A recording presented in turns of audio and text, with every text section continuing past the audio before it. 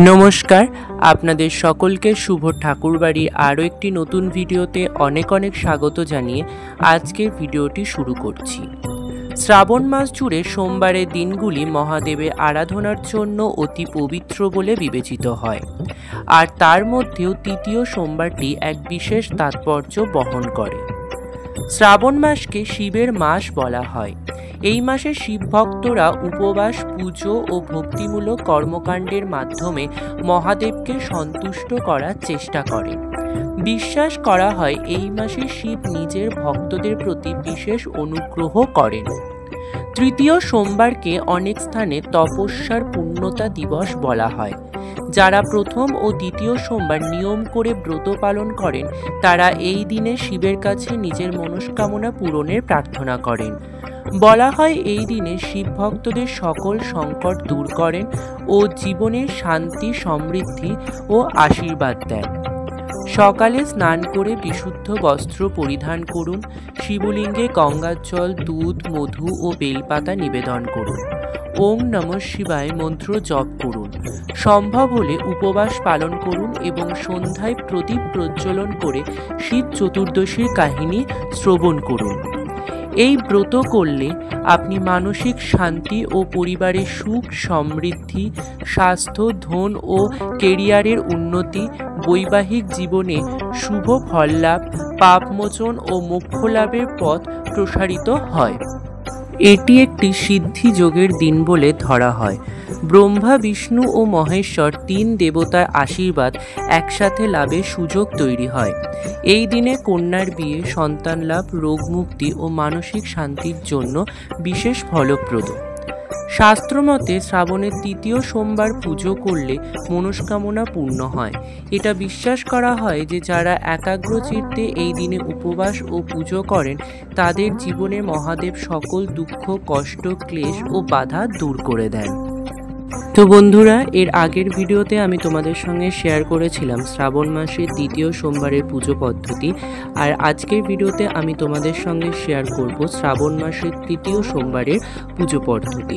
তো সবার প্রথমেই আমি পুজোর সামগ্রীগুলোকে একটি থালায় সুন্দর করে সাজিয়ে নিয়েছি। এরপরে আমি গঙ্গার জল ও চন্দনের দ্বারা সমস্ত জিনিস শুদ্ধিকরণ করে নিজেকেও আচমন করে নিয়েছি। আর তারপরে আমি এখানে ভগবানের বসার আসনটি প্রস্তুত করে নিচ্ছি। সবার প্রথমে আমি আটনে গঙ্গার জল ও ফুল দিয়ে ভগবানের বসার আসনটিকে শুদ্ধিকরণ করে নেব এবং তারপরে আমি ভগবানের স্নান পাত্রটি প্রস্তুত করে বাবা মহাদেবকে স্নান পাত্রে বিরাজমান করে দেব মহা অভিষেকের জন্য। বাবাকে বিরাজমান করার পর এবারে আমি বাবার উদ্দেশ্যে একটি তিলের তেলের প্রদীপ জ্বালিয়ে নেব। এই দিনে তোমরা ঘিয়ের প্রদীপ বা তিলের তেলের প্রদীপও জ্বালাতে পারো। এবারে আমি প্রদীপ জ্বালানো হয়ে গেলে প্রদীপ ও ধূপকাঠি দিয়ে সবার প্রথমে বাবাকে আমি আরতি করে নেব।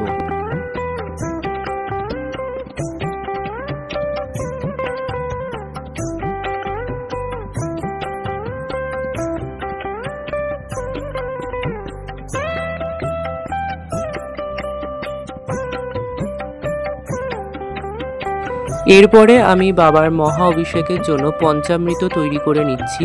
একটি পাত্রে গঙ্গার জল, কাঁচা দুধ, ঘি, মধু ও দই দিয়ে আমি পঞ্চামৃত বানিয়ে নেব।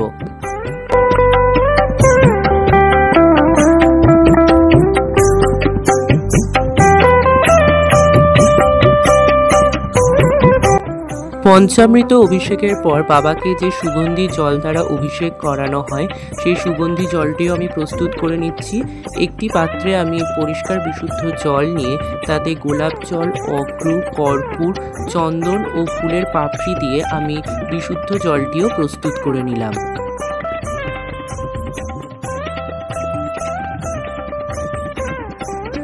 অভিষেকের সমস্ত সামগ্রী প্রস্তুত করা হয়ে গেলে এবারে আমি বাবার জন্য যে পঞ্চামৃত এবং বিশুদ্ধ জল প্রস্তুত করেছি সেই সব কিছু দিয়ে বাবাকে আমি মহা অভিষেক করিয়ে নেব।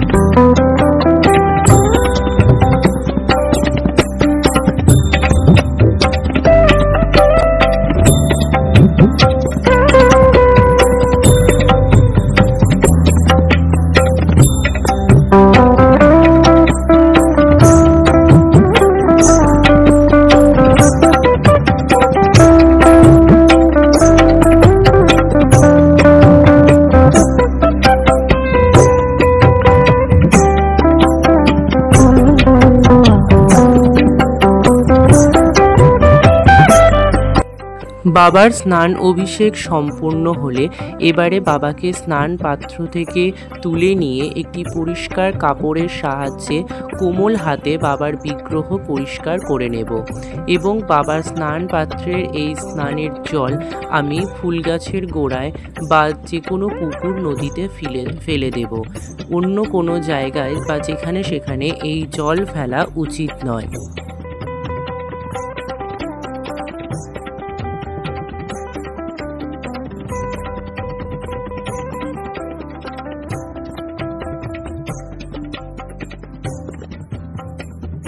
এখানে আমি বাবাকে পরিষ্কার করে বাবার আটনে আবারও বিরাজমান করে দিয়েছি। এরপরে আমি অষ্টগন্ধা চন্দন দিয়ে বাবার কপালে তিলক এঁকে দিচ্ছি। এরপরে আমি বাবার জন্য নিজের হাতে যে মালা প্রস্তুত করেছি সেই মালাটিও চন্দন সহযোগে বাবাকে নিবেদন করে দেব।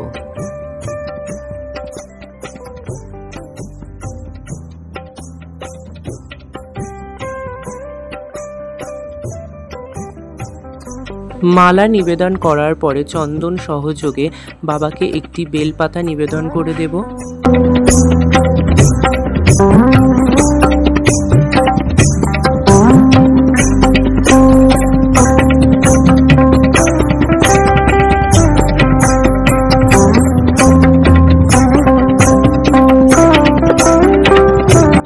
এরপরে বাবার অতি প্রিয় একটি ফল অর্থাৎ ধুত্রা ফল বা কাঁটা ফল সেটিও চন্দন সহযোগে বাবাকে নিবেদন করে দিলাম।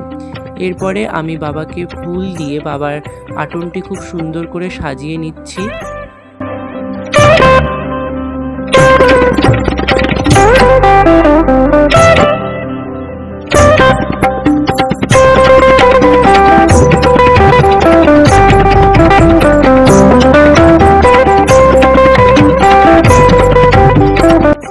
বাবার প্রিয় জিনিসগুলির মধ্যে অন্যতম হলো বেলপাতা। বাবা বেলপাতাতে খুবই তুষ্ট হন, আর এই সোমবারগুলিতে বাবাকে যত বেশি সংখ্যক বেলপাতা নিবেদন করা যায় ততই শুভ। তাই এখানে আমি বাবাকে একে একে বেলপাতাগুলি চন্দন সহযোগে নিবেদন করে দিচ্ছি। আপনারা চেষ্টা করবেন এই দিনে যত বেশি সংখ্যক পারা যায় বেলপাতা বাবাকে নিবেদন করতে। এরপরে আমি বাবার কাছে পানি শঙ্খতে জল ভর্তি করে বাবার উদ্দেশ্যে সেই শঙ্খ আমি বাবাকে নিবেদন করে দিলাম। এরপরে আমি বাবা মহাদেবের কাছে পুষ্পাঞ্জলি দিয়ে নেব, তাই হাতে চন্দন সহযোগে ফুল ও বেলপাতা নিয়ে শিবের পুষ্পাঞ্জলি মন্ত্রটি বলবো। ওম নমঃ শিবায় এষো সচন্দন পুষ্প বিল্লপত্রাঞ্জলি নমঃ শিবায় নমঃ। এর অর্থ হলো, হে শিব, আমি চন্দন, ফুল ও বেলপাতা সহ অঞ্জলি নিবেদন করছি। শিবের উদ্দেশ্যে প্রণাম করে এই মন্ত্র পাঠ করে শিবলিঙ্গে পুষ্প ও বেলপাতা অর্পণ করলে শিবের আশীর্বাদ লাভ করা যায় এবং জীবনের সমস্ত বাধা দূর হয়, এমনটাই বিশ্বাস হিন্দু ধর্মে। এরপরে বাবাকে আমি বাবার প্রিয় আকন্দ ফুল নিবেদন করে দেব।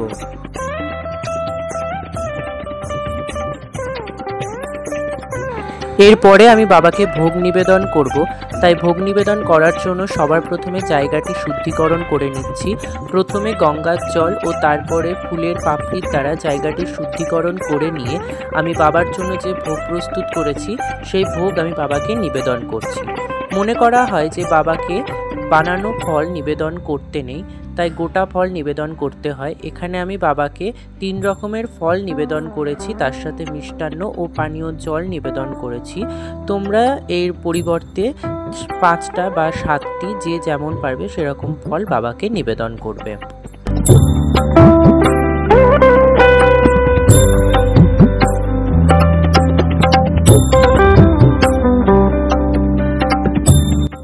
ভোগ নিবেদনের পর এবার বাবার মাথায় জল ঢালবো। বাবার অভিষেকের সময় জল দিলেও পুজোর সময় আবার বাবাকে জল নিবেদন করতে হয়, তো সেই জলটাই আমি এখন প্রস্তুত করে নিচ্ছি। আমি এখানে বিশুদ্ধ গঙ্গার জল নিয়ে তাতে আমি গোলাপ জল, অগ্রু, ফুলের পাপড়ি ও চন্দন দিয়ে জল প্রস্তুত করে নিয়েছি। সেই জলটি আমি এখন বাবার মাথায় ঢেলে দিচ্ছি এবং অবশ্যই আমি ওম নমঃ শিবায় এই মন্ত্রটি জপ করতে করতে বাবার মাথায় জল ঢেলে দেব।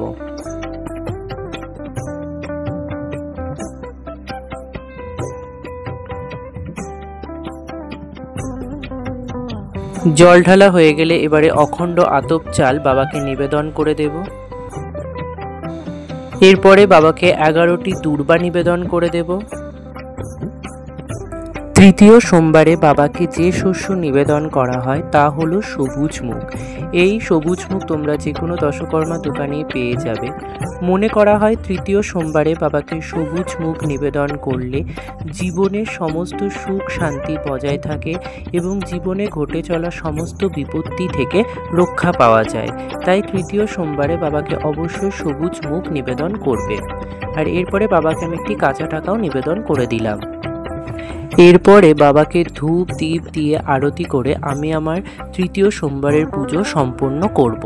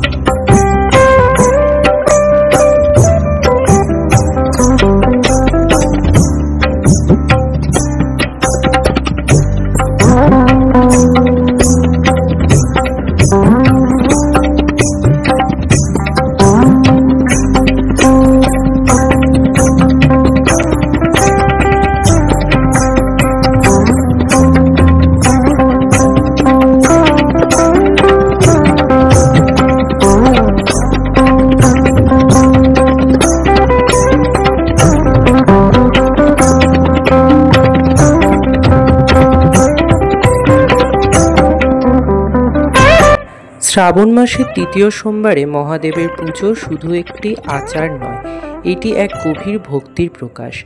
এই দিন আমাদের মনে থাকা সব সংকল্প প্রার্থনা ও শ্রদ্ধা দিয়ে আমরা শিবের চরণে আত্মনিবেদন করি।